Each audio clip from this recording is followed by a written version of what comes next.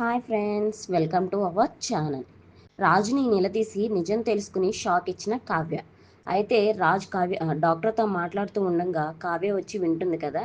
అయితే కావ్య రాజు మీద బాగా సీరియస్ అవుతుందన్నమాట. ఏం చేస్తున్నారండి, ఎందుకు పట్టుకుంటున్నారు కాళ్ళు? ఓహో, మీరు ఇందాకడే అన్నాను, మీరు నన్ను ఎప్పుడెప్పుడు వదిలించుకుందాం అనుకున్నారు, ఇంతలోనే ఇంత ప్రేమ ఎందుకు చూపిస్తున్నారో అనుకున్నా.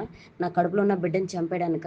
ఎందుకు చంపాలనుకుంటున్నారు నా బిడ్డని చంపాలనుకుంటున్నారా, లేకపోతే నన్నే చంపేయాలనుకుంటున్నారా అని చెప్పి అంటుంది. ఏం మాట్లాడుతున్నావు కావ్య, నేనెందుకు చంపుతాను నేను అని చెప్పి అంటే, ఏమో మీకు అసలు గతం గుర్తొచ్చిందో లేకపోతే వచ్చినట్టు నటిస్తున్నారు, మీకు ఆ యామినియే నచ్చుంటుంది అని చెప్పి చాలా దిగజారిపోయినట్టు మాట్లాడుతూ ఉంటుంది.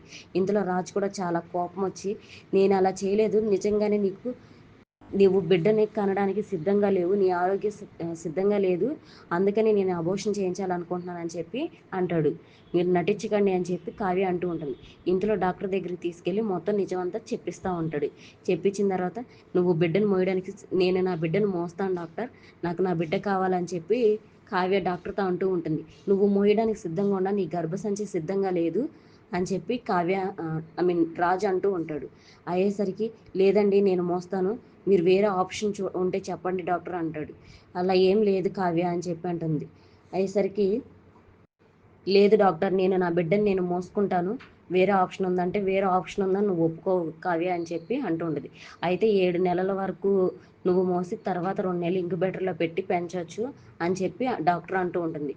7 నెలల వరకు అవకాశం ఉంది కదా, ఈ 7 నెలలు నా బిడ్డని నేనే మోసుకుంటాను అని చెప్పి అంటుంది. మీరు గర్భసంచి పెరగడానికి మందులు ఇవ్వండి అని చెప్పి అంటుంటుంది.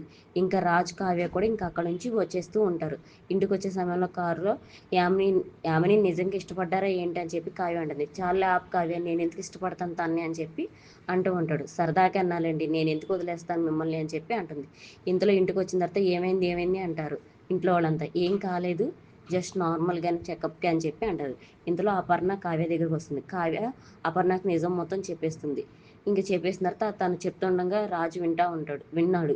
అయ్యేసరికి, ఇలా జరుగుతుంది ఏంటంటే, ఏమీ కాదు, మన వారసుడు బాగానే ఉంటాడు, మీరు దయచేసి రోజు దేవుని ప్రార్థించండి అని చెప్పి కావ్య అపర్ణకు అంటుంది. అయితే అపర్ణ ఏం చేస్తుంది ఇప్పుడు బిడ్డను కాపాడడానికి, వాళ్ళ వారసుని ఎలా కాపాడుతుంది, ఇంట్లో వాళ్ళని ఎలా ఒప్పిస్తుంది తెలుసుకోవాలంటే రాబోయే ఎపిసోడ్లో మీరే చూడండి.